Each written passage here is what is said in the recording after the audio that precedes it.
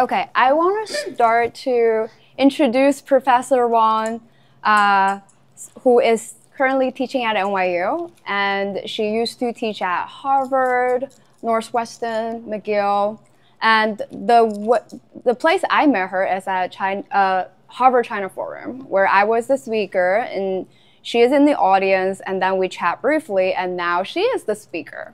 So one thing very special about her is we are all very passionate about curriculum design, teaching, and each of her class, she invite like a IPO company leader to share a business case. So why do you think that's very important for your student to bring all these amazing business leaders? Because a lot of my students, I like the ones here, right? Mm-hmm. All the students would eventually join the workforce, right? To either start their own company or join a workplace. So I feel like it's very important that they can bridge what we learn in classroom with what are required in the real life. So I bring them this, entrepreneurs, this business leaders who share their insights, right? What they found that are useful, and how they get from a student, right? When they were a student, what it takes them to get where they are now. Mm-hmm. Because those stories are inspirational for them, for my students to see the possibility. Number one is. Number two is also to see what is required to be successful. Mm-hmm. So out of all these bosses you invited to the classroom, is there any one story you find very impressive, or it's like something you really want to share with the audience? Okay, there are many like sweet little stories. So everyone is unique, and they have there's so many good stories. So I'll share a touchy story.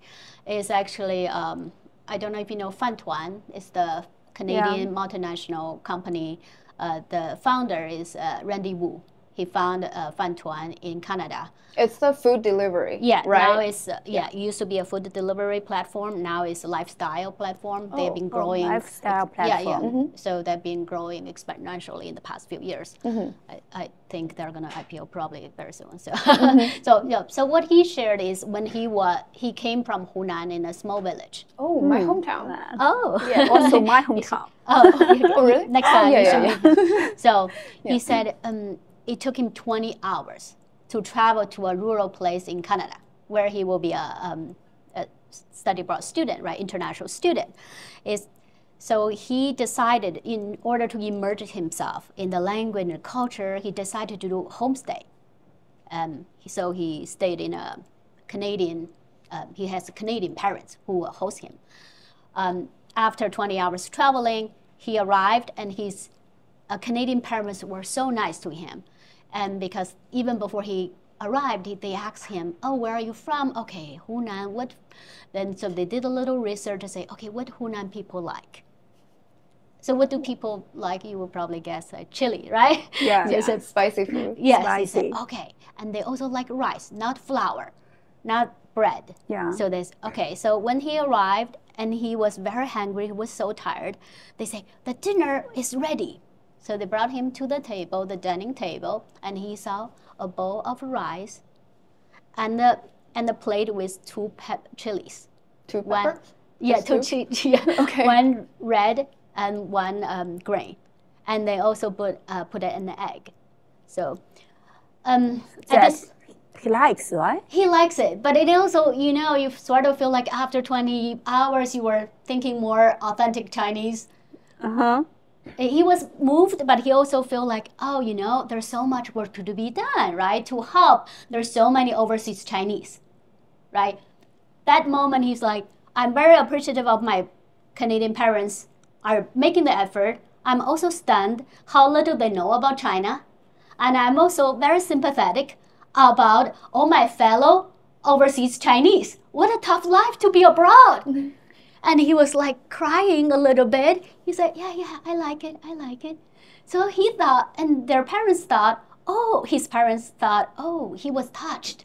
For the next few days, every day, he was served. The same thing? The same thing.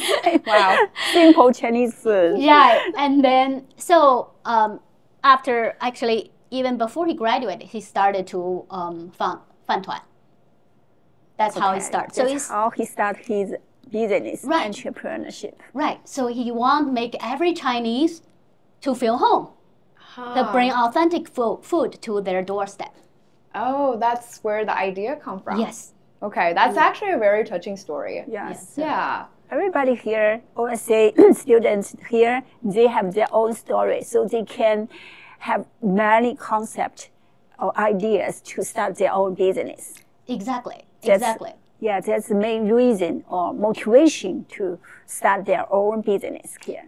Right. So one is motivation, right? One is also the need. Because, you know, to establish a successful business is to satisfy a real need. When you are, for us, for a lot of students who actually been traveling from borders, right, from China or from any part of the world, like many of our audience are, so you actually see different things, right? You experience pains when you actually travel across the border. You see pains that other people wouldn't feel otherwise. So that's a lot. So Fantuan is another. So another one is Yummy. I believe I know, a lot of you like are. Xian, Ningshi. Yeah. Yes. So a lot of you are probably his customers too, right? So and another one would be there's a hotel. No, they're United Families. Oh, okay. So it's founded by an American who traveled to China. Wow. Right, the first and also the largest private hospital in China. So the same story. So she went to China, and then she found out, God, I just have to line up for so long to be seen, and I was so sick.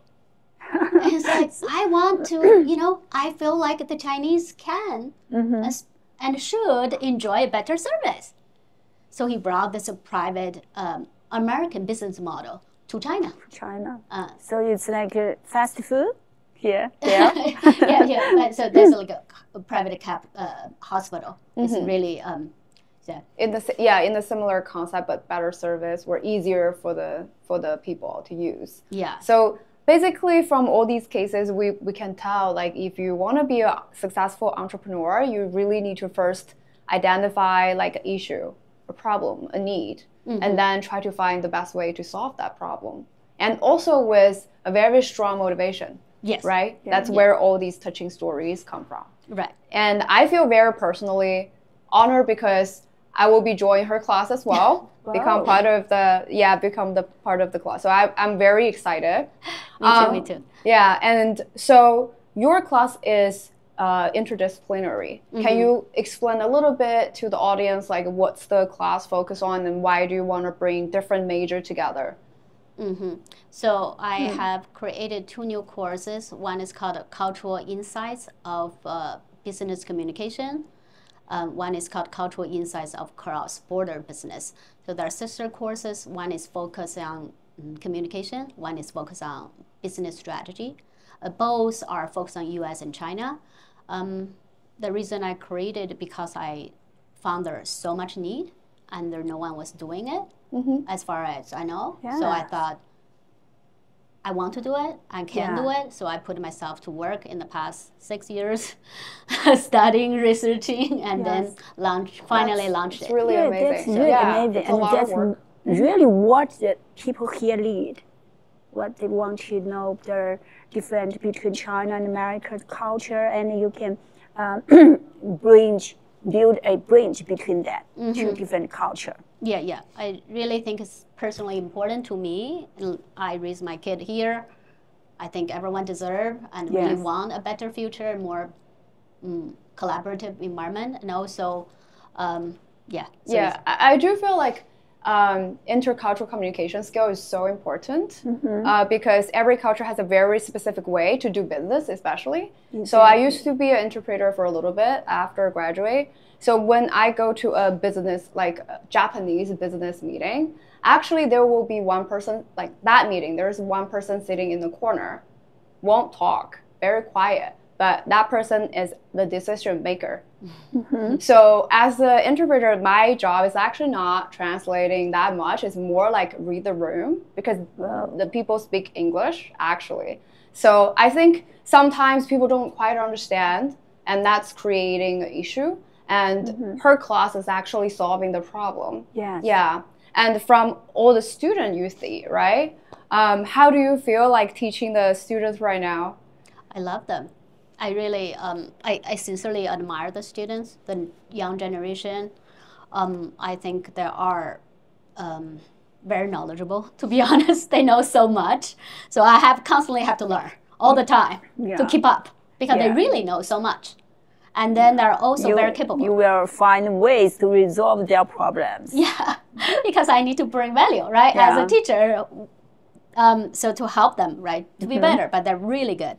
They're not very knowledgeable, and they're also very capable. They're big dreamers. A lot of young people really have big dreams, and I admire them. So those are the things, and also they're very open-minded in general. I found out this generation are much more open-minded than the previous much generation. more open-minded and much more ambitious, you can say, than us. Yeah, that's exactly how I feel with my students. They're so smart. That's why I constantly going back to school to get a degree. So it's like, oh, I need to catch up. So right now, like you see in the business, like you see what are some of the challenges when you teach or when you like talk with all these business owners? Business, I guess it's hard to generalize, I guess. I think each of them have probably, because of the stage of their company, they sort of experience different things. I think, so generally, maybe talents and how to face AI is in the back of mind of many people nowadays. But I think it really depends where they are. What about AI in the classroom, right? What about AI in the classroom? It's the elephant in the room. What about AI? Yeah, what about AI will impact our current life and jobs? Yeah, it's a great question because as an educator, for example, I have to attend a lot of workshops. This is where we are the same. We are the same starting point with our students, right? Teachers, educators are the same. Know as much as our young students, but our students probably even are faster at learning them. So this is a scary part, right? And then that's one thing, right? Another thing is the job workforce, the requirement will change. So how do we prepare our students for a successful professional life? That's another thing. So as other speaker already talked about it, AI is here to stay. And so it's more be open-minded and try to learn as much as we can and try to think, why are we here? What the value of each of us can bring to the table, right? So everyone has their own strengths, their passion, and where you think you can bring the most value. That's where I'm thinking, but I'm open to learn. So for me, because I also teach a class in college, and I would tell my students I will use AI check, software, but I try to get them engaged more. Right. So I increase the course participation credit for them and also do more presentation. So are you doing something too? Yes, definitely. Yeah, you are doing great. I think exactly. So I do encourage them to use it, but I do include in my syllabus saying. So you encourage students to use AI? Yeah, as long as it's for their own good. If they help them learn, then I allow them. If it doesn't, they just have to disclose it. And number two is also like what they're doing now is encourage them to do communication, presentation, collaboration. Because that's also why I want to do interdisciplinary courses, because in the end, everyone will still want to communicate, to connect with others, to build trust, right? And also there's a need. So I feel like those things are here to stay, right? The communication, the collaboration, the trust part. So I want them to double down on this.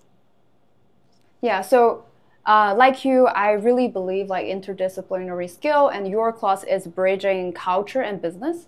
Is there any other sections you think student or people should be focusing on, like combine these two areas or even three areas? So I think as we discussed, AI is here to stay. Anything you can involve AI, that would be great. Another thing, it's hard to pin down which disciplines, but I think there always students will come to me with these questions. What should I choose? Major 1, major A, major B, major C. I feel like it's also coming down to what are you good at, what are you passionate about, right? So there'll be, number 1 is, what do you think you do better, right? Each of us have our own strengths. And so you have to think, okay, in which area I always do better than most of my peers? That should be where you're good at, right? And faster, better, much better. And the other thing is what you are passionate about. What you make you just cannot stop. Something you just cannot stop thinking. Yeah. Yes. Then that's where I believe you should also double down. Then if you can find an intersection, bridge them, whether it's 2 disciplines, 3 disciplines, this is where you can be very creative. Yeah. So as a media worker, I want to know, can you share some future foresee to say what the trend of media will be when the AI just interrupting to our media next thing?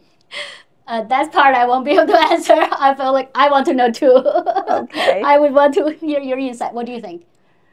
Yeah, but just like a regular audience or regular fan, they will say whether when AI integrate into media, what they'll say in 2 or 3 years, the new media will be like.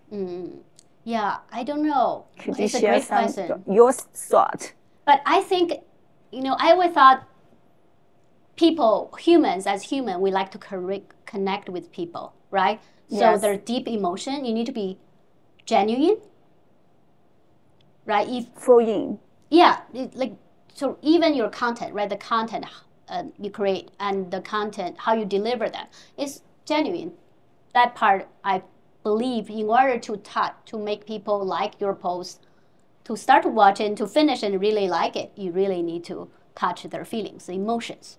Yes. That's, I feel, authentic feelings. Your passion, what you really think on that. The value, right? What you hold, you truly believe. Yeah, I think that's a really good point. Yeah. Thank you for sharing. And we will bring all our speakers back, and we will have like a 15-minute break, and everyone are welcome to enjoy some snacks and mingle. And if you have questions, come to us, and we will be back. Yeah. Thank you. you. Thank Thank you. you, Professor Wang. Thank you.